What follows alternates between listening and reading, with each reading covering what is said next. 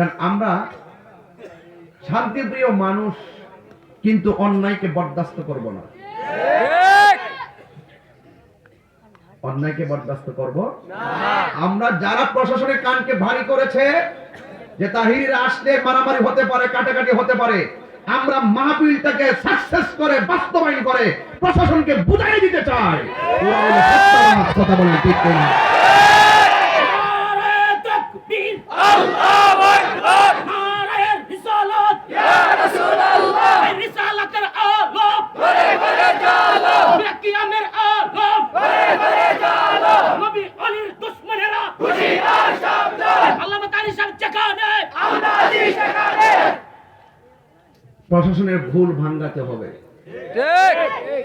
প্রশাসনের ধারণাকে পাল্টে দিতে হবে ঠিক। এবং পুরো বাংলাদেশকে জানান দিতে হবে।